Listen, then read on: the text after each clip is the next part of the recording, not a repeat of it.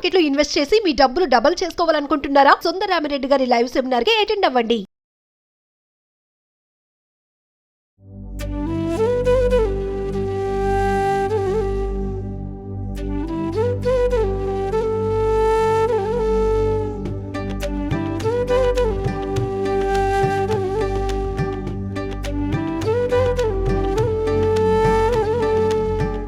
ప్రస్తుతం మనతో పాటు ప్రముఖ ఆధ్యాత్మికవేత్త శ్రీనివాసులు అనంతరామ శర్మ గురువు గారు ఉన్నారు. వీరితో ఈ రోజు కొన్ని విషయాల గురించి మనం చర్చిద్దాం. గురుగారు నమస్కారం అండి. నమస్కారం అమ్మా, నరసింహాత్మ.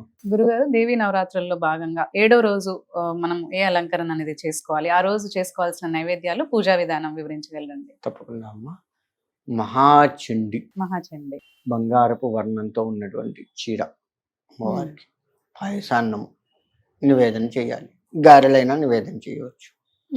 ఇక మహాచండి, మహా అంటే గొప్ప, చండి అంటే అమ్మవారి పేరు.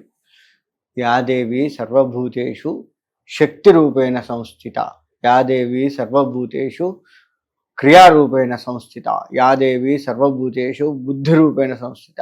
నమస్తస్యై నమస్తస్యై నమస్తస్యై నమో నమః అని అమ్మవారి చండీ సప్తశతి శ్లోకాల్లో వస్తూ ఉంటుంది. ఇది అంటే అమ్మవారు, ఈ చండీ అనే అమ్మవారు అన్ని రకాలుగా ప్రేరేపింపబడుతుంది. యాదేవి అన్ని చోట్ల ఉంటుంది. ఏ విధంగా ఉంటుంది? శక్తి రూపేణ సంస్థిత, శక్తి రూపంలో ఉంటుంది. యాదేవి సర్వభూతేషు అన్ని చోట్ల ఉంటుంది. బుద్ధి రూపేణ సంస్థిత, బుద్ధి రూపంలో ఉంటుంది. యాదేవి సర్వభూతేషు క్రియారూపేణ సంస్థిత అంటే చేసే పనిలో ఉంటుంది. ఇలా నమస్తస్యై నమస్తస్యై నమో నమః అని చెప్పబడుతుంది. అంటే అటువంటి అమ్మవారికి నమస్కారము.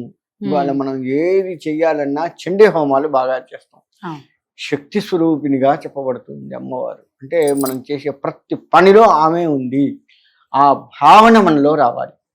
అట్లా అని చెప్పి దొంగతనం చేస్తే అమ్మవారు ఉంది అందుకే చేస్తున్నాను, లేదా మర్డర్ చేస్తే అమ్మవారు ఉంది అందుకే ఇలా కాదు.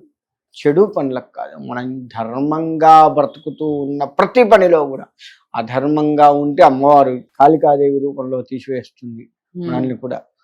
కానీ ధర్మంగా బ్రతకగలిగిన ప్రతి పని కూడా అమ్మవారే నాతో చేయిస్తూ, ఆమె అందులో ఉండి నన్ను, నా చుట్టూ ఉన్న ప్రతి వారిని కూడా ఉద్ధరింపచేస్తుంది అన్న భావనతో మనం చేయాలి.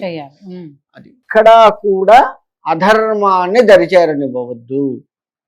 అలా అనుగ్రహించు తల్లి, నమస్తస్యై నమస్తస్యై నమో నమః అని అమ్మవారిని. అటువంటి తల్లికి నమస్కారము. ధర్మబద్ధంగా నాతో ఉంచి నా పనులలో నా బుద్ధిని ప్రేరేపిస్తూ చేస్తున్నటువంటి తల్లికి నమస్కారములు. మహాచండీ దేవతాయ నమః అని అనుకున్నా చాలు. మహాచండీ దేవత నమస్తస్యై నమస్తస్యై నమో నమః అనుకున్నా చాలు. ఎట్లా అనుకున్నా పలుకుతుంది. ప్రతిదీ కూడా ఆమె అయి, మనలోనే ఆమె నిండి ఉండి ఆమె అయ్యి మనల్ని ఉద్ధరింపచేస్తూ మనతో ప్రతి ధర్మకార్యము కూడా చేయిస్తూ ఉంటుంది. అంత గొప్పది. శత్రు సంహరణ చేసేది కూడా చండీదేవి.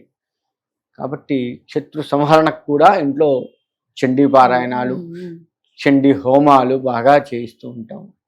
అనేక రకాల అధ్యాయాలతో ఒక్కొక్క అధ్యాయానికి ఒక్కొక్క పూర్ణాహుతి పెట్టుకొని మనం చేస్తుంటాం. ఈ చండీ హోమము యొక్క విధానమే, హోమ విధానమే కాస్త ప్రత్యేకంగా ఉంటుంది. కాబట్టి ఎంత చేస్తే అంత మంచిది చండీదేవికి. మహాచండీ దేవతాయ నమః అనుకుంటూ చేస్తూ ఉండాలి. బంగారపు చీర, ఎందుకంటే జీవితం బంగారప్రదమై ఉండాలి. బంగారం అంటే బంగారం కాదు, మంచిగా ఉండాలి అని. ఇప్పుడు ఏదైనా గొప్ప పని చేసినా గొప్ప వస్తువుతో పోల్చుకుంటాం. బంగారం లాంటి పిల్లలు వాళ్ళు అంటాం. అంటే బంగారం అప్పటికే గొప్పది, అంత గొప్ప పిల్లలు అని చెప్పడం. అంటే మన జీవితం కూడా అట్లా గొప్పతనంగా ఉండాలి అని చెప్పడంలో బంగారపు వర్ణం అని చీర ఎందుకు చెప్తామంటే, అలా గొప్పగా నా జీవితం ఉండాలి. అంటే మన యొక్క చీరని కడతాం కదా, అంటే మన మొత్తం కూడా, మన ఆరా మొత్తం కూడా మనతో బంగారంలాగా గొప్పగా కప్పి ఉండాలి. మనం భగవంతుడికి, అమ్మవారికి చీర కట్టడం అంటే అర్థం ఏంటంటే అది మనలో కప్పిపోయి ఉండాలి, అది మనకు ఒక రక్షణగా ఉండాలి. పచ్చటి చీర కడతాం, జీవితం పచ్చగా ఉండాలి. బంగారపు చీర కట్టాం, బంగారంలాగా చక్కగా మెరిసిపోతూ ఉండాలి జీవితం. తెల్లటి చీర కట్టాం, మనస్సు ప్రశాంతంగా ఉండాలి, ఇలా అన్నమాట. భగవంతుడికి అమ్మవారికి చీరలు కట్టే దాంట్లో కూడా ఇంత అర్థాలు ఉంటాయి.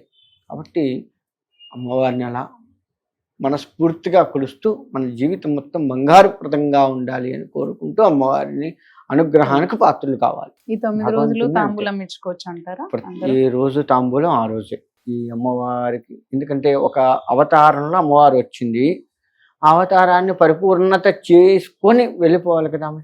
ఇంకో అవతారంలో మరో రోజు రావాలి కదా. ఎందుకని ఏ అవతారంలో ఆ అవతారం తాంబూలం ఇవ్వాల్సిందే. ముత్తైదువులు ప్రతిరోజు ముత్తైదువుల్ని తెచ్చుకొని అమ్మవారి ముత్తైదులకి ఇవ్వచ్చు తాంబూలం. ఎంతమందినైనా తెచ్చుకోవచ్చు. ఒకళ్ళు దొరికితే ఒకళ్ళే ఉండకూడదు, తోడు ఉండాలి. ఇటువంటి ఏమీ అమ్మవారికి ఇచ్చి మళ్ళీ ముత్తైదులకి ఒకరికైనా ఇచ్చుకోవచ్చు అంటారు. అమ్మవారికి పెట్టిందే ముత్తైదువులకు ఇచ్చుకోవచ్చు, లేదు ముత్తైదువులకు ప్రత్యేకంగా తెచ్చుకోవచ్చు. ఇక్కడ చేసే పని ఏంటంటే, పూజ చేసుకునే మనం ఏం చేస్తున్నామంటే ఒక 10,000 రూపాయల చీర తెచ్చుకుంటాం, అమ్మవారి ముందు పెట్టి కట్టుకుంటాం. ముత్తైదు వస్తే 200 రూపాయల చీర తెస్తాం. ఇది ఒకటి చేస్తారు మన వాళ్ళ దగ్గర. మంచి తెలివితేటలు ఏంటంటే ఇది ఒకటి ఉంది. అంటే నిజంగా ముత్తైదువు రూపంలో మన ఇంటికి అమ్మవారు రావాలి, సాక్షాత్ అమ్మవారి స్వరూపాన్ని భావించే మనము అమ్మవారికి చేస్తున్నాము, అమ్మవారికే ఇస్తున్నాం అన్న దగ్గర మాత్రం పిసినారితనం చేస్తాం. మనం కట్టుకోవాలి, మనకే ఉంటుంది అన్నది మాత్రం కొంచెం ఎక్కువ రేటు పెట్టి మంచిది చూసి, కలరు అన్ని మంచిది చూసి, బార్డర్ ఉందా ఇవన్నీ చూసి తెచ్చుకుంటాం. కానీ ముత్తైదువు సాక్షాత్ అమ్మవారే నా ఇంటికి వచ్చి తాంబూలం స్వీకరిస్తుంది అనుకున్న వాళ్ళకు మాత్రం మామూలు చీరలు తీసుకొస్తాం. అది తప్పు. చేతి ఏదైతే ఉందో బ్రాహ్మణులకు కావచ్చు, ముత్తైదువులకు కావచ్చు, వాళ్ళు వాడుకునేటట్లు ఉండాలి. హైవే ఉంది అని జాకెట్ ముక్కలైనా సరే వాడుకునేటట్లు ఉండాలి. మంచివి తీసుకొద్దాం. ఎప్పుడు ముత్తైదువులు శ్రావణ మాసంలో వస్తారు, ఈ అమ్మవారి నవరాత్రులు వస్తారు. ఎప్పుడు నువ్వు ముత్తైదువులను ఎప్పుడు పిలుచుకోవు కదా. కాబట్టి ఒకవేళ పిలుచుకున్న సత్యనారాయణ సంవత్సరం గృహప్రవేశాలప్పుడు పిలుచుకున్న ముత్తైదువులందరికీ ఇట్లా చెయ్యం కదా మనం. ముత్తైదు అమ్మవారి స్వరూపంగా నువ్వు భావించి చెయ్యవు కదా. ఒక్క శ్రావణ మాసం అమ్మవారి నవరాత్రులు తప్ప మిగతా ఏ నెలల్లో కూడా నిజంగా అమ్మవారి స్వరూపంగా నువ్వు ఎవరిని భావించవు, తిట్టి శాపిస్తాను తప్ప కదా. కాబట్టి ముత్తైదు అంటే భగవత్ స్వరూపం, అమ్మవారి స్వరూపంగా భావిస్తున్నావు కాబట్టి మంచిదే పెడతాం వాళ్ళకు కూడా. వాళ్ళు కట్టుకొని ఎన్నాళ్ళైతే ఆనందిస్తారో, ఎన్నాళ్ళైతే కట్టుకుంటారో, ఇది ఫలానా కీర్తి ఇచ్చిందిరా, వాళ్ళ ఇంట్లో పూజ పోతే ఇచ్చింది, ఎంత బాగుంది, చూడు ఎంత బాగుంది, ఇలా చూసుకొని మురిసిపోతారు. చూసారా, వాళ్ళు ఎన్నాళ్ళు మురిసిపోయారో అన్నాళ్ల పాటు నీకు అమ్మవారి అనుగ్రహం వస్తూ ఉంటుంది. అది గుర్తుపెట్టుకోవాలి. ఇదే అనుకున్నారా, అక్కడితో ఆగిపోతుంది అనుగ్రహం. నువ్వు పూజ చేసినంత వరకే పోతుంది, మిగతాదంతా ఉండదు. అందుకని వాళ్ళు కట్టుకొని వాడుకునేటట్టుగా ఉండాలి, తీసి పక్కకు పడేసేటట్టు ఉండద్దు మనం ఇచ్చేది.